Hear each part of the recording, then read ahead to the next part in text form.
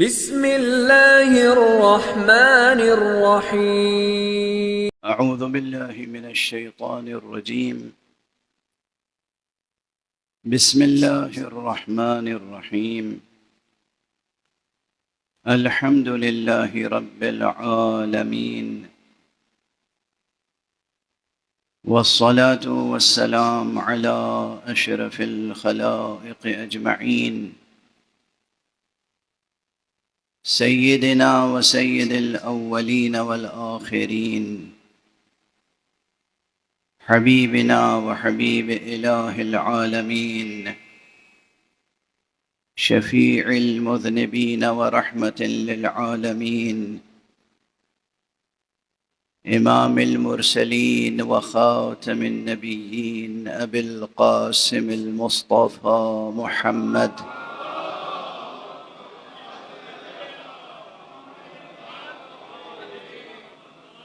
وعلى أهل بيته الطيبين الطاهرين الهداة المهديين المعصومين المظلومين واللعنة الدائمة على أعداء الحق والدين أما بعد فقد قال الله تعالى عز اسمه في محكم كتابه ومتقن خطابه بسم الله الرحمن الرحيم لو أنزلنا هذا القرآن على جبل لرأيته خاشعا متصدعا وتلك الأمثال نضربها للناس لعلهم يتفكرون صدق الله العلي العظيم.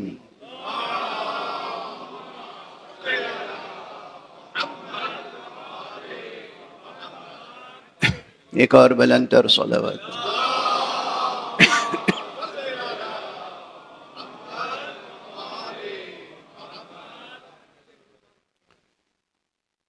ماہ محرم کی پہلی تاریخ ہے.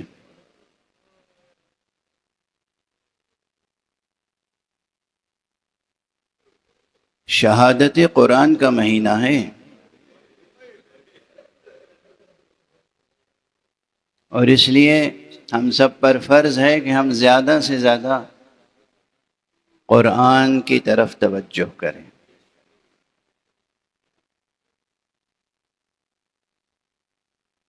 آج اب فقرہ زبان سے ادا ہو گیا. اس وقت بھولائیے گا نہیں، یاد رکھیے گا. اور کوئی معترض ہو تو اسے جواب دیجیے گا. قرآن، یہ قرآن جو دو دفتیوں کے درمیان ہے، یہ قرآن جب پے کر میں ڈھلتا ہے تو وجود معصوم سامنے آتا ہے.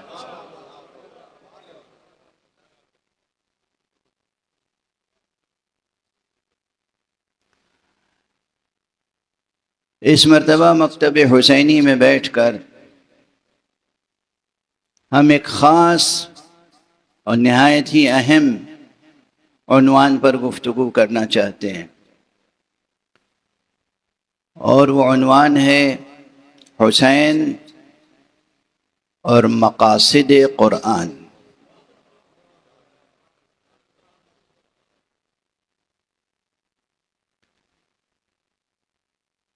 مکتبی لحاظ سے،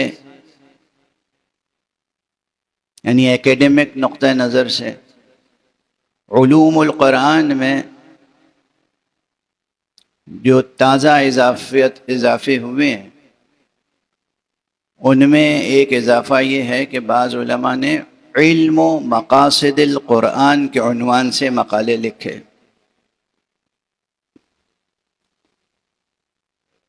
اور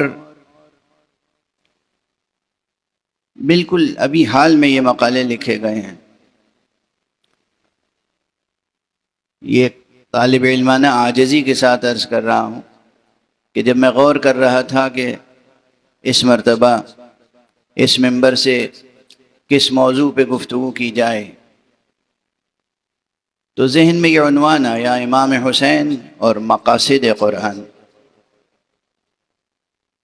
قلم اٹھایا، کاغذ پہ لکھا، پھر خیال آیا کہ ذرا دیکھیں اس عنوان پر کسی اور نے بھی کچھ کام کیا ہے یا نہیں، تو دیکھا تو 2-3 اور عناوین مل گئے،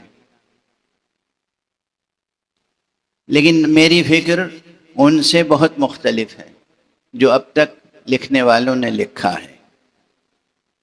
چونکہ لکھا جا چکا ہے کچھ نہ کچھ، اس لیے میں نے حوالہ دے دیا تاکہ علمی خیانت کا مرتکب نہ کہلاؤں۔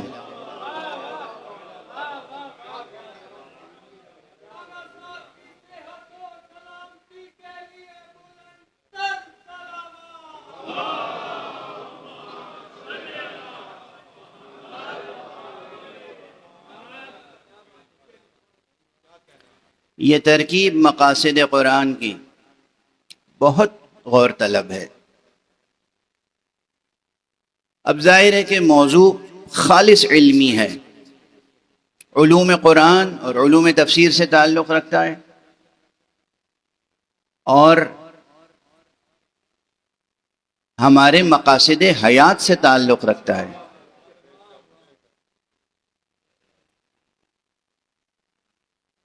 لیکن کسی یونیورسٹی میں یا کسی مدرسے اور سیمینار میں پیش کرنے کا اسلوب الگ ہوتا ہے، ممبر پر پیش کرنے کا اسلوب الگ ہوتا ہے۔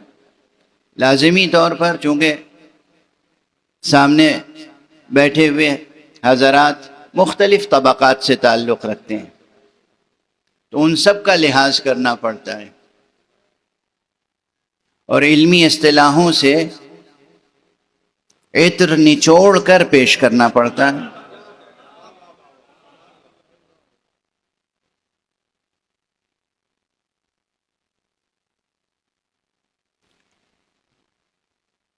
امام حسین علیہ السلام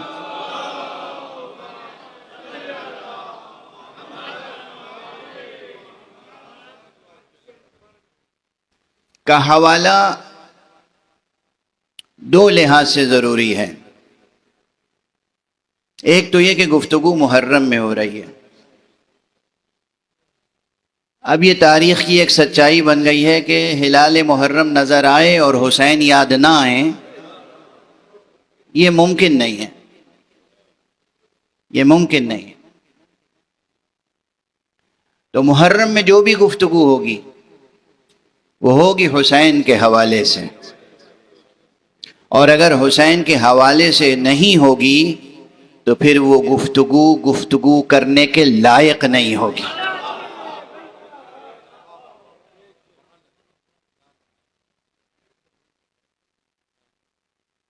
اور کتنی ہی گفتگو کر لیجئے، اگر نام حسین سے منسوب نہ ہو، ذکر حسین سے مستند نہ ہو، ارشادات امام حسین سے مؤید نہ ہو وہ گفتگو، تو اس کی کوئی حیثیت نہیں ہوگی۔ دوسرا یہ کہ محرم ہو یا نہ ہو، حسین کا ایک تعلق قرآن سے ہے۔ پہلی ہی محرم کی صبح ہے آج، اس لیے ایک بات عرض کروں، گزشتہ برس غالباً میں لاہور میں یہ بات کہہ چکا ہوں۔ آپ حضرات عموماً کچھ نعرے لگاتے ہیں، اور اس میں ایک نعرہ جو مجھے بہت پسند ہے وہ ہے لبیک یا حسین، ہے نا؟ میں نے یہ عرض کیا تھا کہ لبیک یا حسین کے معنی کیا ہوتے ہیں؟ لبیک یا حسین کے معنی ہی ہوتے ہیں لبیک یا قرآن۔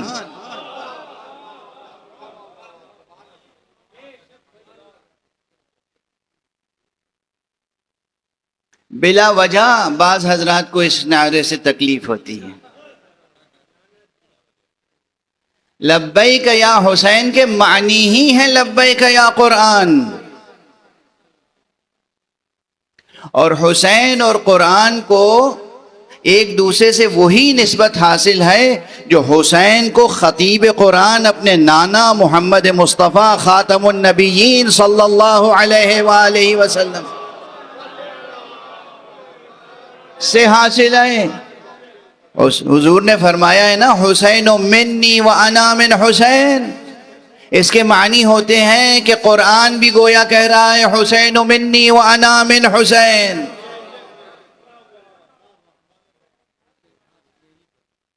حسین قرآن سے ہے اور قرآن بھی حسین سے ہے، اور اس میں ایک ذرا سا مبالغہ نہیں ہے.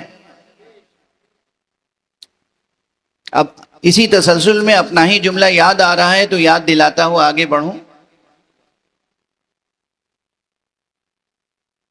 یہ بھی میں نے کبھی عرض کیا ہے آپ کے سامنے کہ ہم اس قرآن کو قرآن صامت کہتے ہیں، اور سرکار رسالت مآب کو، مولا امیر المومنین کو، ائمہ اہل بیت کو ہم قرآن ناطق کہتے ہیں. اس پر دلائل بہت ہیں، اس تعبیر کی تفسیر کے لیے مطالب بہت ہیں، مگر ایک بات ایسی جو سب کی سمجھ میں آ جائے وہ یہ ہے کہ اگر کوئی پوچھے کہ آپ آخر حسین کو قرآن ناطق کیوں کہتے ہیں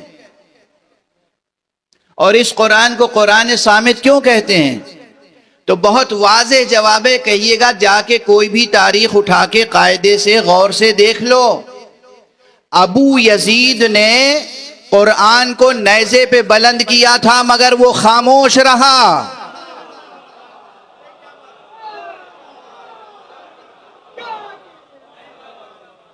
ابو یزید نے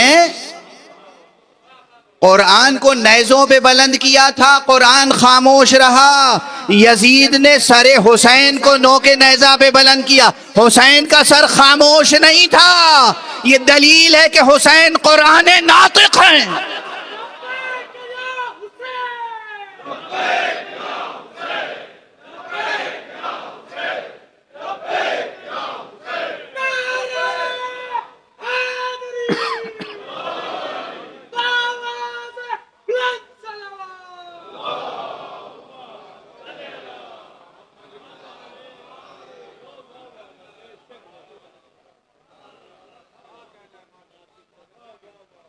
حسین حسین ہیں، حسین فرزند زہرا ہیں، اور زہرا کون ہیں؟ جن کا لقب قرآنی ہے لیلۃ القدر. حسین فرزند علی ہیں. علی کون؟ مالک منبر سلونی. حسین کون؟ حسین فرزند پیغمبر ہیں. تو حسین کا قرآن سے جو رشتہ ہے وہ لا زوال رشتہ ہے، وجودی رشتہ ہے. یہ قرآن قرآن صامت ہے، حسین قرآن ناطق ہے. کس میں سکت ہے، کس میں طاقت ہے، کس قلم میں اور کس زبان میں جو حضرت امام ابو عبداللہ الحسین کے فضائل اور مناقب اور مراتب اور بلند ترین درجات کو بیان کر سکے. اور اسی طرح قرآن کے اپنے فضائل ہیں. بلا مبالغہ ہزاروں تفسیریں لکھی جا چکی ہیں، بلا مبالغہ ہزاروں ترجمے قرآن کے شائع ہو چکے ہیں، مگر آج بھی قرآن اپنے اندر اتنے معانی اور مطالب سمیٹے ہوئے کہ صلاح عام ہے یاران نکتہ داں کے لیے. جو نکتہ شناس، نکتہ داں، نکتہ فہم ہیں، ان کو قرآن آواز دیتا رہتا ہے، آؤ آؤ دیکھو ابھی کتنے مطالب یہاں باقی ہیں، کتنے مفاہیم، کتنے مطالب، کتنے گنجی نہائے معنی یہاں چھپے ہوئے ہیں. غالباً 1500 برس گزر گئے اور ابھی ہم قرآنی مفاہیم کا عشر عشیر بھی نہیں لکھ سکے. ظاہر ہے بعض حضرات الزام دے دیں گے کہ دیکھیے یہ سب مبالغہ آرائی ہے، غلو ہے، ارے فلاں شاہ صاحب نے جو ترجمہ کر دیا بس وہی حرف آخر ہے. قرآن بے کرا حقیقت ہے. یہ بے کرا حقیقتوں سے لبریز نامتناہی عظمتوں کا حامل قرآن کلام ہے اس ذات کا جو ذات نامتناہی ہے، جو ذات بے قرار ہے۔ اور آپ غور فرمائیں کہ اس کائنات میں کوئی ایک شے ایسی نہیں ہے کہ جس کو بے مقصد کہا جا سکے، ہے کوئی؟ انسان اپنی بے شعوری سے، اپنی لا علمی سے، اپنی جہالت سے، نادانی سے بہت بے مقصد حرکتیں کر دیتا ہے، لیکن اس کائنات ہستی میں کوئی ایک ذرہ صحرا بھی بے مقصد نہیں ہے،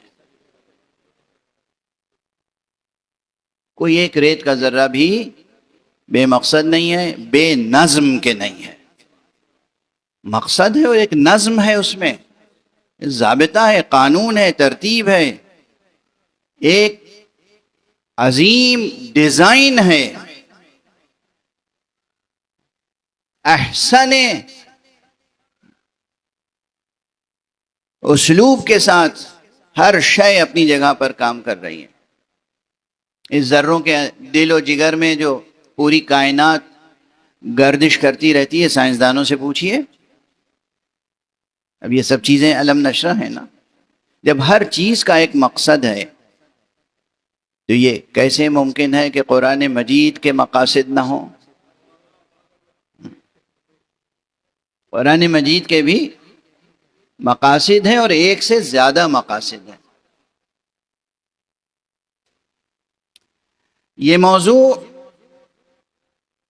کلامی بھی ہے، علم کلام سے بھی جڑا ہوا ہے، یہ موضوع بلاغی بھی ہے، یعنی علم بلاغت سے بھی جڑا ہوا ہے، یہ موضوع حکیمانہ بھی ہے، یعنی حکمت فلسفے سے بھی جڑا ہوا ہے، یہ عنوان فقہی بھی ہے، فقہ سے بھی جڑا ہوا ہے۔ متعدد علمی حوالے درمیان میں آئیں گے، کوشش کروں گا کہ وہ حوالے کسی نہ کسی صورت سے آپ کے سامنے قابل فہم طریقے سے عرض کر سکوں۔ اب اگر یہیں سے گفتگو شروع کر دی جائے کہ بھائی قرآن مجید کے مقاصد میں سب سے اہم مقصد کیا ہے، کسی سے بھی پوچھ لیں تو ایک جواب تو بہت سامنے کا ہے، سب دے سکتے ہیں۔ قرآن مجید کا مقصد ہدایت ہے۔ بالکل صحیح ہے، یہ جواب بھی درست۔ خود قرآن مجید کی آیت کوئی پڑھ دے گا، شروع ہی میں ہے بالکل، بسم اللہ الرحمن الرحیم، الف لام میم، ذالک الکتاب لا ریب فیہ ھدی للمتقین۔ قرآن مجید کا مقصد ہدایت، بس ایک ہی مقصد ہے، اور وہ بھی ھدی للمتقین، متقین کے لیے۔ تو کچھ غیر متقین کے لیے بھی قرآن مجید میں پیغام ہے یا نہیں ہے؟ سادہ طور پہ غیر متقی کہہ دے، بھئی عام طور پر ایسی طرح کی سطحی باتیں ہوتی ہیں نا کہ صاحب یہاں تو خود ہی لکھا ہوا ہے کہ یہ ہدایت ہے متقین کے لیے، تو میں تو جناب متقی نہیں ہوں، پرہیزگار نہیں ہوں، مجھ سے پھر قرآن کا کیا رشتہ؟ آپ آسانی سے یہ کہہ کے گزر نہیں سکتے۔ کوئی دوسرا اٹھے گا، وہ کہے گا کہ بھئی قرآن مجید کا مقصد ہے، اور یہ بہت اہم جواب ہے۔ قرآن مجید کا سب سے بڑا مقصد ہے مخلوق کو خالق سے جوڑ دینا، عبد کو معبود سے روشناس کر دینا۔ یہ قرآن مجید کے مقاصد میں سے ایک عظیم ترین مقصد ہے۔ لیکن یہ دونوں حوالے جو آئے، ہدایت اور یہ کہ خالق سے مخلوق کو جوڑ دینا یا معبود سے عبد کو جوڑ دینا، یہ دونوں جواب ایسے ہیں کہ دینی ذہن رکھنے والے، دینی فہم رکھنے والے، مذہبی شعور رکھنے والے، مذہبی اعتقاد رکھنے والے تو اسے قبول کر لیں گے بے تأمل، بے تردد۔ بالکل درست ہے، قرآن مجید کا مقصد ہے عبد کو معبود سے روشناس کرانا، یا مخلوق کو خالق سے متعارف کرانا؟ جو مذہبی شعور نہیں رکھتے، یا جو اپنے مذہبی شعور کا قتل کرتے ہیں اور وہ دنیاوی اور سیاسی دانشوری کا دم بھرتے ہیں؟ وہ دانشوری جس کے دامن میں گوہر یقین نہیں ہے، وہ دانشوری کی روایت جس کی اساس شک اور تردد اور تأمل پر ہے، وہ کہیں گے ہمارے لیے کیا ہے قرآن مجید میں؟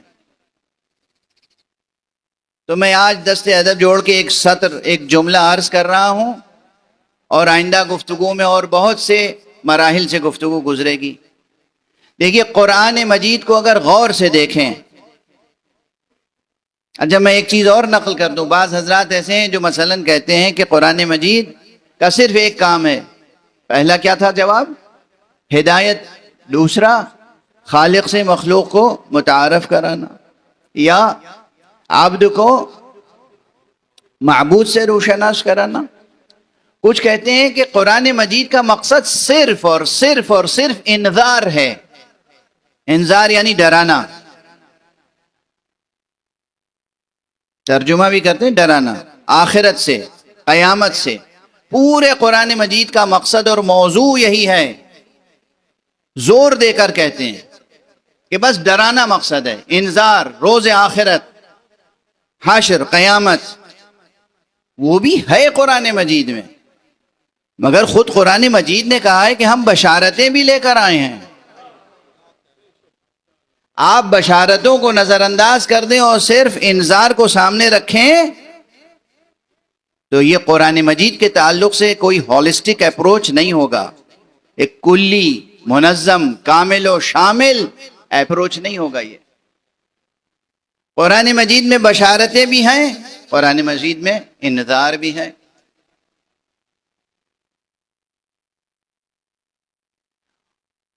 اب ایک جملہ یاد رکھیے گا اور اس پہ بہت غور کیجیے گا۔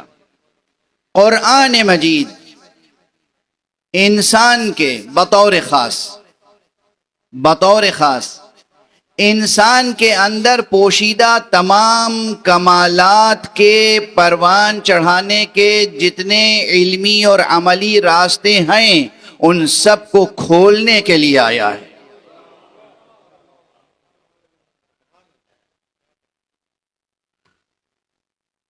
اب دیکھیے، یہاں مذہبی حوالہ نہیں ہے صرف۔ اگر انسان بحیثیت انسان اپنے بارے میں غور کرے، اگر انسان اپنے اندر چھپے ہوئے مقاصد پر، اپنے چھپے ہوئے کمالات پر غور کرے، اپنی صلاحیتوں پہ غور کرے، اپنی استعدادات پر غور کرے، آپ کے اندر کیا کیا کمالات چھپے ہوئے ہیں، ابھی سوچنے کی ضرورت محسوس کی؟ بس کسی دن ایسے ہی بے اختیار پیدا ہو گئے اور کسی دن ایسے ہی بے اختیار چلے جائیں گے؟ ہیں؟ نہیں، یہ ٹھیک نہیں ہے۔ لائی حیات آئے، قضا لے چلی چلے، اپنی خوشی نہ آئے نہ اپنی خوشی چلے، یہ جبر کا نظریہ ہے، یہ درست نظریہ نہیں ہے، چاہے کتنا ہی دل آویز نظر آتا ہو۔ جبر کا نظریہ ہے یہ۔ آپ کے اندر بہت سے کمالات چھپے ہوئے ہیں، بہت سی صلاحیتیں آپ کو دی گئیں، بہت سی استعدادات آپ کے اندر ہیں، بلکہ بقول مولائے کائنات صاحب منبر سلونی امیر المؤمنین علی ابن ابی طالب علیہ السلام، آقا کا یہ جملہ ہے، اسے ظاہر ہے کہ وہ شعر ہے آپ کا، آپ سے منسوب ایک دیوان ہے، اس میں قطعہ ہے، اور اس قطعے میں یہ ایک شعر میں آپ کو صرف سنا رہا ہوں، مشہور شعر ہے، پہلے بھی منبر پہ دوسرے سے آپ کو سباق میں عرض کر چکا ہوں گا کہ اتزعم انک جرم صغیر وفی کم طول عالم الاکبر، کیا تم اپنے آپ کو صرف ایک چھوٹا سا حقیر سا معمولی سا جرم مادی، جرم بدن سمجھتے ہو؟ اتزعم انک جرم صغیر، کیا تم یہ سمجھتے ہو کہ بس ایک چھوٹی سی مادی مخلوق ہو؟ وفیک انطوی العالم الاکبر، تمہارے اندر تو عالم اکبر پوشیدہ ہے۔ کبھی نہ اپنی ذات سے مایوس ہو، نہ اپنی ذات کو کم تر گردانیں، اور اپنی آغوش میں آنے والے بچوں کو ہمیشہ ان کا حوصلہ بڑھائیں۔ تم معمولی مخلوق نہیں ہو، اللہ کی ایک خاص مخلوق ہو۔ بیٹا تم اپنے آپ کو ضائع ہونے سے بچانا۔ دیکھو دنیا والے کہیں تمہیں پامال نہ کر دیں، دیکھو تمہاری توجہ ادھر ادھر نہ چلی جائے، اپنا لحاظ کرو، اپنا خیال کرو۔ تمہارے اندر بے پناہ صلاحیتیں ہیں، بے پناہ امکانات ہیں، بے پناہ پاسبلٹیز ہیں، بے پناہ فیکلٹیز ہیں آپ کے اندر۔ آپ ان سب کو پروان چڑھائیں رضائے رب کو سامنے رکھ کر، تو آپ سے عظیم تر کوئی مخلوق اس کائنات میں نہیں ہے۔ اور ہمارے آپ تربیت اولاد، تربیت فرزند، تربیت بشر، اور ایک انسان کے اندر جتنے کمالات ہیں۔ ہاں یہاں پر میں ضرور، بعض لوگ کہتے ہیں قرآن سائنس کی کتاب نہیں، بالکل سائنس کی کتاب نہیں ہے۔ قرآن سائنس کی کوئی ٹیکسٹ بک تھوڑی ہے۔ بعض حضرات مقالے لکھتے رہتے ہیں اسی عنوان سے، یہ تھیوری ہم نے قرآن سے ثابت کر دی، اور کل وہ تھیوری بدل جائے گی تو کیا کیجئے گا؟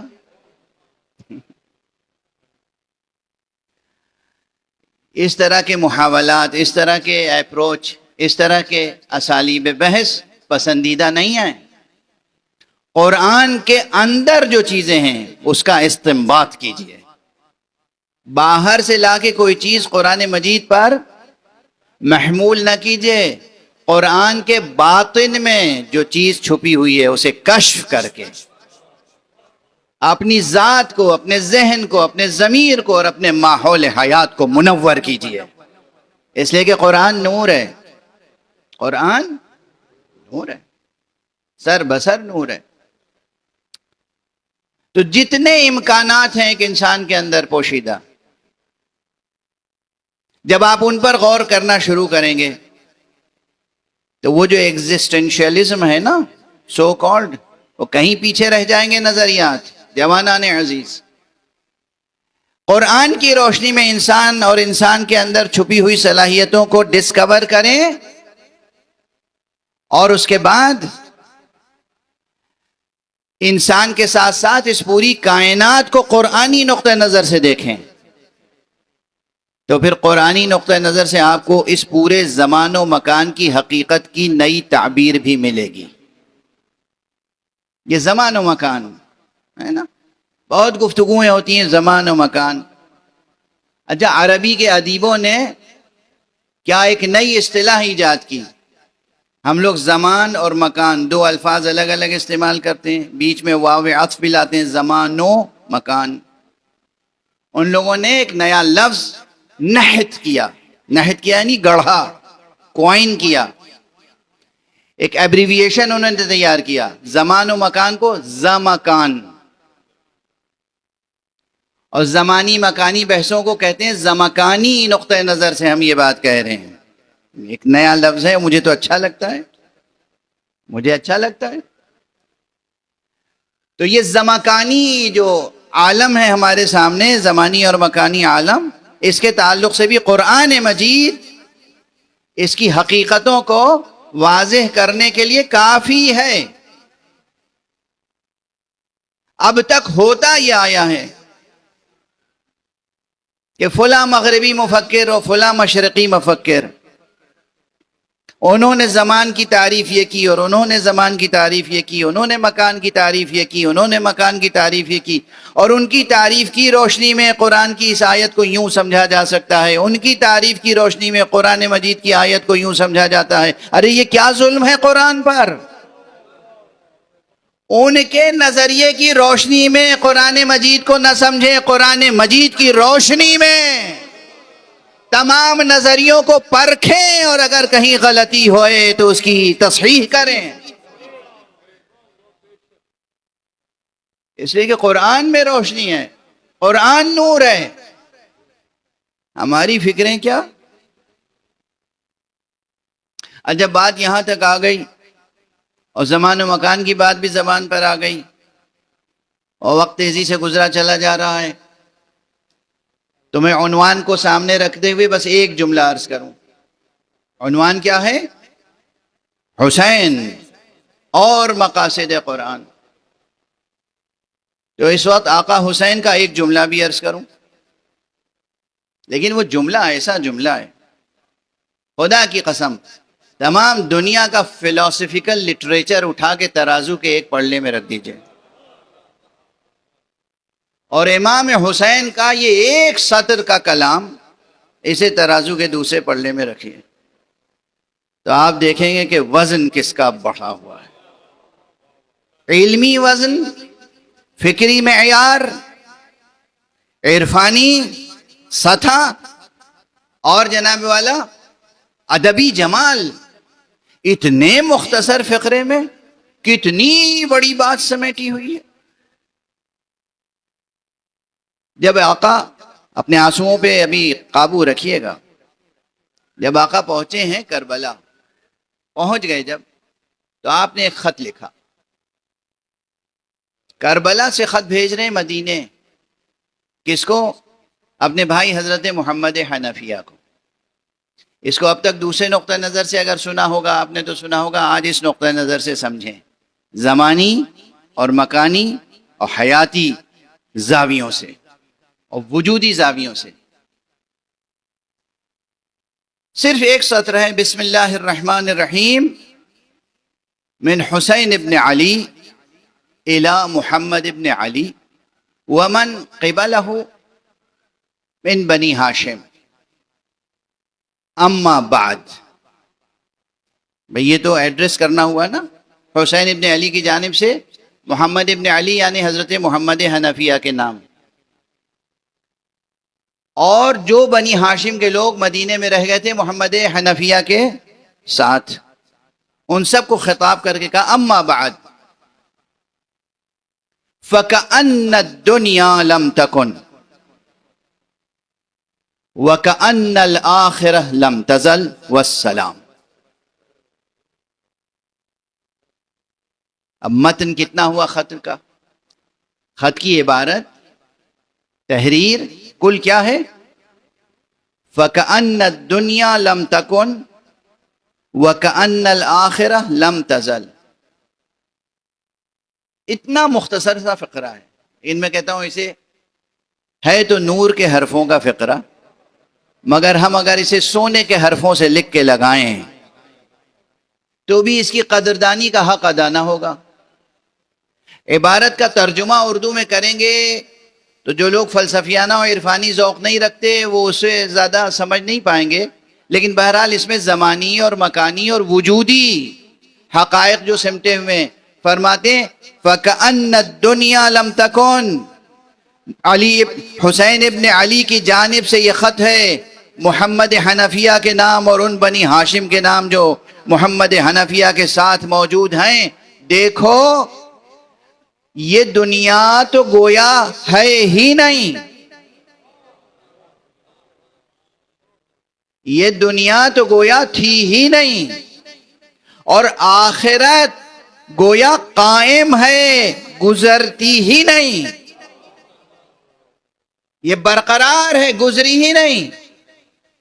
اور فرمائیں ہماری آخرت کا کیا تصور ہے؟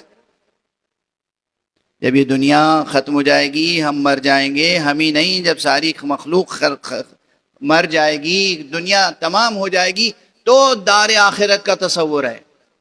یعنی گویا عمومی شعور میں، عمومی احساسات میں یہ ہے کہ آخرت آئے گی. ٹھیک ہے، آقا حسین فرمانے آخرت موجود ہے.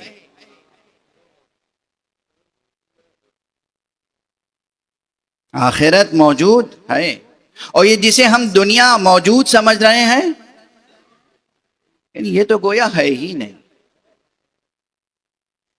یہ کلام کسی اور کا نہیں ہے، یہ کلام کسی شاعر یا ادیب یا خطیب یا صحافی کا تھوڑی ہے. جانو رمز کائنات اور جانے رمز کائنات. رسول اللہ کے فرزند رسول اللہ کی زبان مبارک سے پروان چڑھنے والے قرآن ناطق کا جملہ ہے.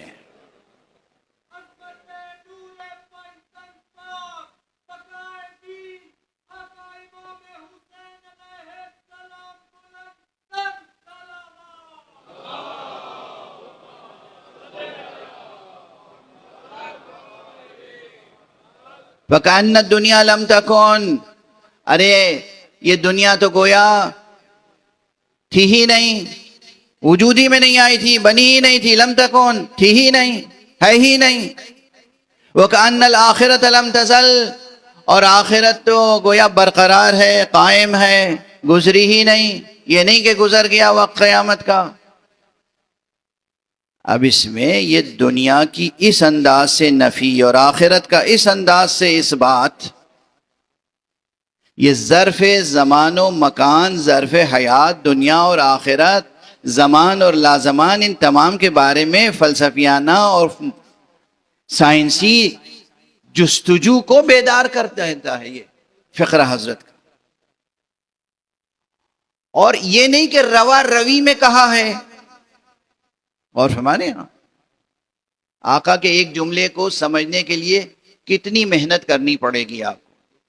یہ نہیں کہ گزرتے ہوئے کہہ دیا، کہیں گفتگو ہو رہی تھی زبان سے ایک جملہ کہہ دیا.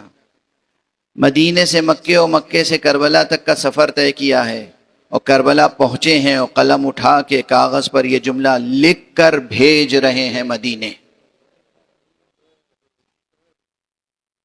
یہ سب اگر سامنے نہیں ہوگا تو بات سمجھ میں نہیں آئے گی کہ کتنا غور طلب ہے یہ جملہ. حسین ہے حسین، اور نوجوانی میں نہیں لکھ رہے ہیں، بچپن میں نہیں لکھ رہے ہیں، 57 برس کی عمر ہے. آقا کربلا آنے سے پہلے، مدینہ چھوڑنے سے پہلے مسجد نبوی میں بیٹھ کر درس قرآن ارشاد فرمایا کرتے تھے. امام حسین کے لیے ایک مسند لگتی تھی، کرسی لگتی تھی، وہاں آپ کا درس قرآن ہوتا تھا، درس دین، درس اصول دین، درس اخلاق، درس اسلام، درس حیات.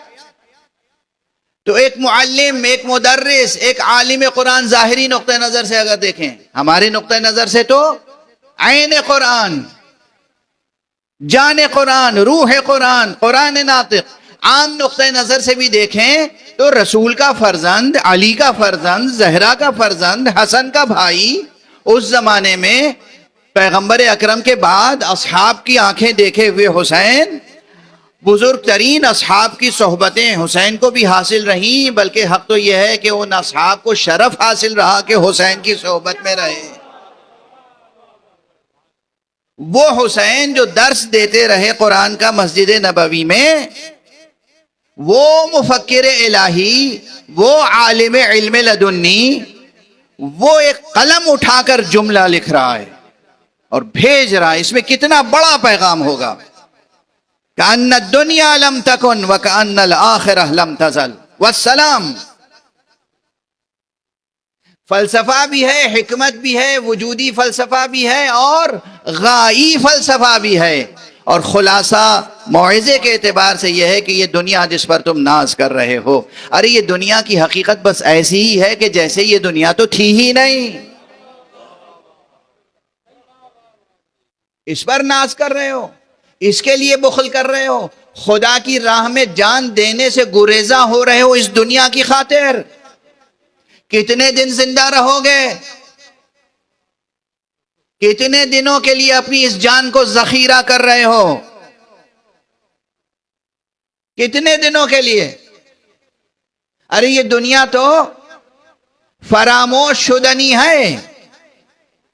کل یہ ماضی کا بھولا ہوا سبق بن جائے گی اور آخرت قائم و دائم حقیقت ہے. سب سے بڑی بات یہی ہے کہ اس فقرے میں آپ نے فرمایا آخرت قائم و دائم حقیقت ہے. آخرت قائم و دائم حقیقت ہے. یعنی جوانان عزیز، جب بھی کوئی کام کریں تو یہ سوچ کر کریں کل اس کا صلہ نہیں ملے گا، آج جو ہم کر رہے ہیں صلہ ساتھ ساتھ ملنے والا ہے. کل کا انتظار نہ کیجیے، اس یقین کے ساتھ عمل کریں۔ آقا حسین نے اتنی بڑی قربانی دی، کیا یہ سوچ کر دی تھی کہ میری قربانی کے ایک عرصے کے بعد اس کے آثار ظاہر ہوں گے؟ ادھر قربانی دی، ادھر آثار ظاہر ہونا شروع ہو گئے اسی دن، اسی وقت سے۔ یہ تو بہت ظاہری تعبیر ہے، مگر اب اس وقت اسی تعبیر کی حد تک میں محدود کر رہا ہوں گفتگو کو۔ آقا حسین نے جس طریقے سے ایک چھوٹے سے جملے میں اس حیات و کائنات کے تعلق سے پورے فلسفے کو سمیٹ کے پیش کیا ہے۔ لیکن نا، کائنات ہے پوری، آپ انسان کا وجود اور زمان و مکان اور جو کچھ اس کے اندر ہے، اس حصار ہستی میں، سب کے تعلق سے ایک سطر میں ایک بات ایسی کہی ہے آقا نے کہ بس سوچتے رہیے۔ اس کی تفسیر، حسین کے اس کلام کی تفسیر میں پورا قرآن پڑھنا پڑے گا۔ حسین علیہ السلام کے اس کلام کی تفسیر میں پورا قرآن پڑھنا پڑے گا، اور اگر پورے قرآن کے زمکانی تصور کو، زمانی مکانی حیاتی وجودی تصور کو نچوڑ کر کسی ایک جملے میں پیش کرنا چاہیں گے تو حسین کا یہ جملہ یاد رکھنا پڑے گا۔ قرآن اور حسین میں یہ رشتہ ہے۔ بات خالص علمی اور اکیڈمک انداز سے ہو گئی، مگر ظاہر ہے آپ تو انداز اب یہ برداشت کرتے کرتے ربع صدی ہو گئی نا، ربع صدی گزر گئی، بلکہ اس سے بھی زیادہ۔ مقاصد قرآن کو سمجھنا ہو اور اسرار وجود، اسرار حیات، اسرار زمان و مکان، اہداف حیات، تو قرآن مجید کی روشنی میں حسین سے سیکھیں، کسی اور سے نہیں، اور خاص طور سے محرم میں، کیونکہ حسین فرزند بھی ہیں اس کے۔ میں نے ابھی عرض کیا کہ جس نے کہا تھا، جو صاحب منبر سلونی تھا، آقا نے امیر المومنین علی ابن ابی طالب علیہ السلام، ایک بلند صلوات پڑھیں محمد۔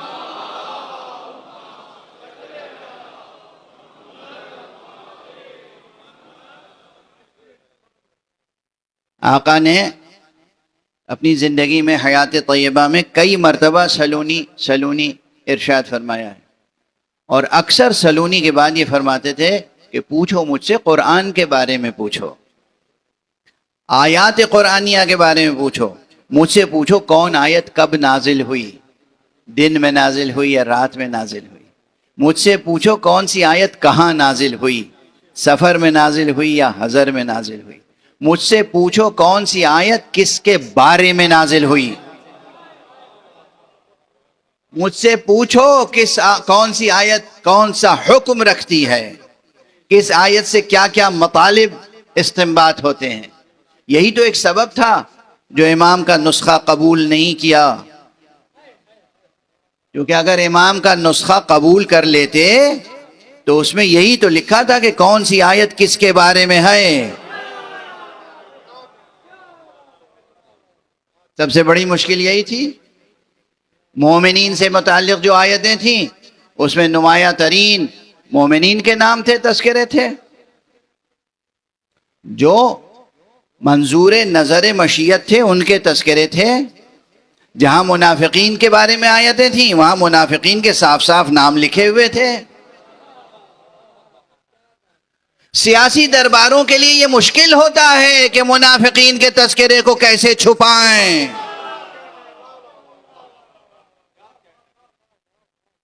چنانچہ نہیں قبول کیا گیا۔ وہ علی جو بار بار کہتے تھے کہ مجھ سے پوچھو قرآن مجید کی ایک ایک آیت کے تعلق سے جو بتانا ہوگا میں بتاؤں گا، اس علی کے فرزند ہیں حسین۔ ہم ان کے کلام کی روشنی میں اور ان کی سیرت طیبہ کی روشنی میں مقاصد قرآن پر گفتگو کریں گے انشاءاللہ۔ لیکن آج وقت گزر گیا، تمہید میں گزر گیا۔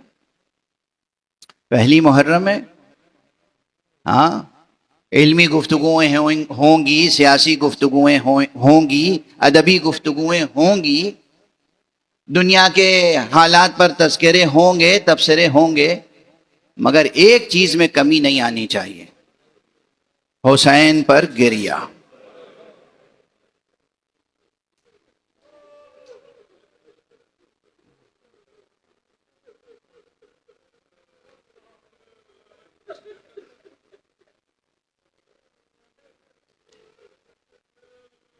اس مرتبہ متعدد بار میں یہ بات عرض کر چکا، کوشش کیجئے جوانان عزیز، بزرگان محترم، مرد حضرات، خواتین، آقا حسین کو روزانہ ایک بار السلام علیک یا ابا عبد،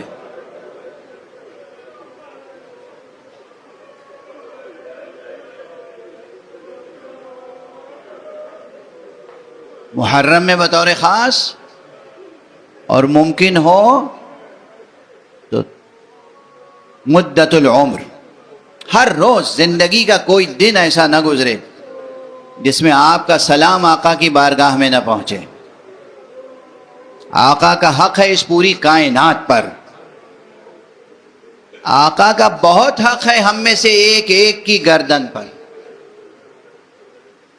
آپ کو اندازہ نہیں ہے کہ آقا کا حق کتنا ہے، اور یہ بھی اندازہ نہیں کہ آقا کا دار آخرت میں مرتبہ کتنا ہے۔ عظیم ترین فقہا اور مجتہدین اور علماء میں سے ایک تھے ملا آخند خراسانی، صاحب کفایت الاصول۔ جب اس دنیا سے ان کا انتقال ہوا ہے تو اپنے ایک عزیز دوست بزرگوار کے خواب میں آئے، اور یہی واقعہ آیت اللہ العظمہ نائینی کے تعلق سے نقل کیا جاتا ہے۔ جب آقا نائینی اس دنیا سے گزر گئے اور بعد میں خواب میں آئے تو فقیہ تھے، مجتہد تھے، اصولی تھے، ادیب تھے، شاعر تھے، انقلابی تھے، بہت کام تھے ان کے۔ جس کے خواب میں آئے وہ توقع کر رہا تھا کہ پتہ نہیں کیا کیا چیزیں اب بتائیں گے۔ انہوں نے کہا کہ دیکھو تمہیں اندازہ نہیں، جب تک اس دنیا میں رہو گے، اس آسمان کے نیچے، اس زمین کے اوپر، اس حصار میں جب تک رہو گے، تم اندازہ ہی نہیں کر سکتے کہ دار آخرت میں حسین کا مرتبہ کتنا بڑا۔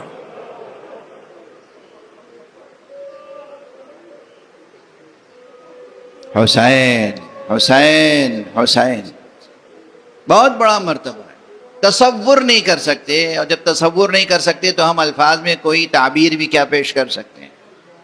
انہوں نے کہا دار آخرت میں وہاں حسین کا جو مرتبہ ہے تم یہاں جب تک ہو تصور ہی نہیں کر سکتے۔ بہت بڑا مرتبہ ہے آقا حسین، اور اسی لیے آپ سے ہم کہہ رہے ہیں گریہ۔ ائمہ اہل بیت نے کہا ہے کسی غم میں رونا ہو تو میرے آقا حسین پر۔ لیکن حسین پر گریہ کا سلسلہ کب سے جاری ہے؟ کل رات کی مجلس میں یہاں کہہ رہا تھا کہ پہلی مجلس کا تذکرہ کر دوں، جب حسین دنیا میں آئے ہیں تو رسول اللہ نے مصائب بیان کیے اور گریہ ہوا۔ ارے اس سے بھی پہلے سے گریہ کا سلسلہ جاری ہے۔ آدم نے گریہ کیا حسین پر، نوح نے گریہ کیا حسین پر، کوئی نبی ایسا نہیں ہے کہ جس نے حسین پر گریہ نہ کیا ہو۔ کوئی اسے باور کرے یا نہ کرے، ہمارے یہاں معتبر روایتیں ہیں، معتبر روایتیں ہیں، مستفیضہ ہیں، کوئی انکار نہیں کر سکتا اگر فن حدیث میں، صناعت حدیث میں درک رکھتا ہے۔ معصومین سے یہ روایتیں ملی۔ جب آدم توبہ کر رہے تھے، جبرائیل انہیں تلقین فرما رہے تھے رب العزت کی طرف سے کہ اللہم انی اسألک بحق محمد وعلی وفاطمہ وحسن وحسین۔ پانچوں نام لیے، جب پانچویں نام پر آئے تو آنکھوں سے آنسو ابل پڑے۔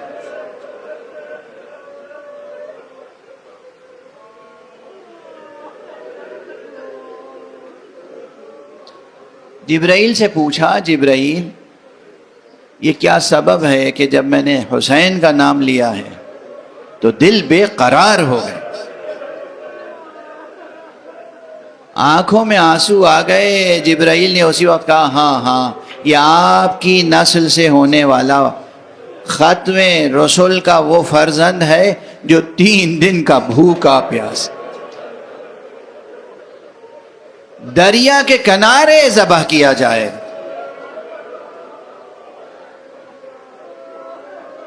اجرکم علی اللہ.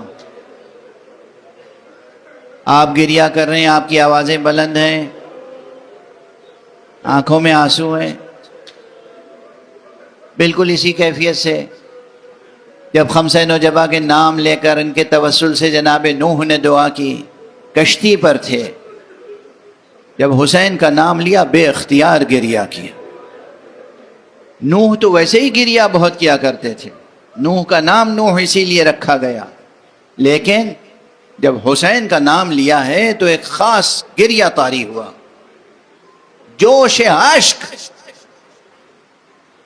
کہنے لگے جبرائیل یہ تم نے کون سے نام لیے ہیں اور سکھائے ہیں مجھے.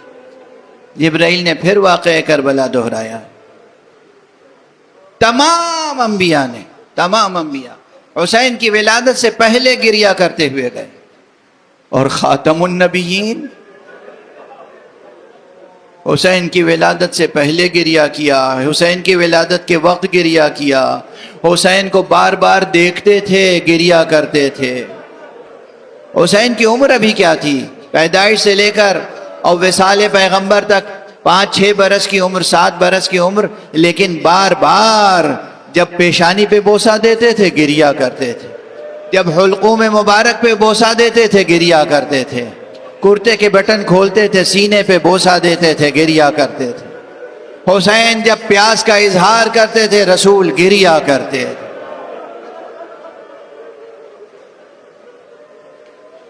کتنی بار رسول نے حسین پہ گریہ کیا ہے, آج دنیا ہمیں گریہ کرنے سے روکتی ہے. یہ گریہ ہے جو اس قوم کو پروان چڑھاتا ہے جو دنیا میں بڑے بڑے انقلاب لاتی ہے. اس گریہ کی مخالفت نہ کیجیے, اس گریہ کی مخالفت نہ کیجیے. یہ آنکھیں اللہ نے دی اس لیے ہیں کہ آپ حسین پر گریہ کریں. بس وقت تمام ہو گیا, آخری جملہ کہہ کے گفتگو تمام کرو. جبرائیل یہی کہتے رہے نا ہر نبی سے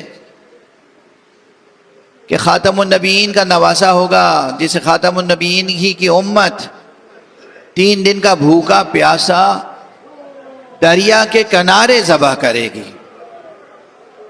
بس ایک جملہ کہہ کے خاموش ہو جاؤں گا. ہمارے ائمہ نے بار بار انتہائی حزن و علم کے ساتھ ایک جملہ کہا ہے, ارے کسی بھی غم میں رونا آئے تو حسین پر رونا, اس لیے کہ حسین کو پیاسا ذبح کیا گیا اور اس طرح ذبح کیا گیا. قتل الحسین ذبح الحسین کما یذبح الکبش. ارے جیسے گوسفند کو ذبح کیا جاتا ہے ایسے حسین کو ذبح کر دیا.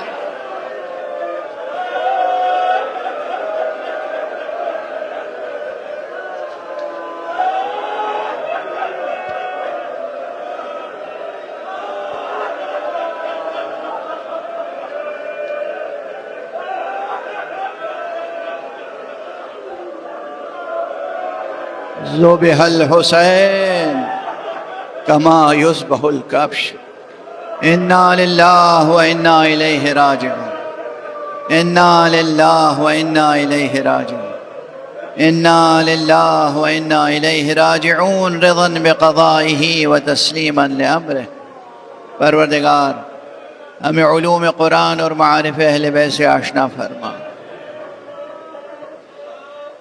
معبود پروردگار ہماری اس مختصر سی حقیر سی عبادت اعضاء کو قبول فرما.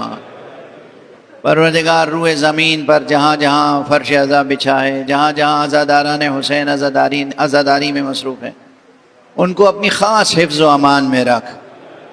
پروردگار دنیا میں جہاں بھی بے چینیاں ہیں, بے امنیاں ہیں, جنگ و جدل ہے, وہاں اپنے لطف و کرم سے امن و امان قائم فرما. پروردگار ظالمین کے دست نحس کو کوتاہ کر دے. پروردگار مظلومین جہان کی نصرت فرما. پروردگار رہبر شہید کی روح کو بلندیاں اور درجات کو بلند سے بلند تر فرما۔ پروردگار ان کے فرزند رہبر موجود حضرت آیت اللہ سید مجتبیٰ خامنئی کو اپنی خاص حفظ و امان میں رکھ۔ پروردگار ملت اسلامیہ کو ولایت علی ابن ابی طالب پہ متحد فرما۔ پروردگار اپنے ولی آخر کو اذن ظہور عطا فرما اور ان کے ہاتھوں سے اپنی رحمت و رافت و عدالت کا پرچم لہرا۔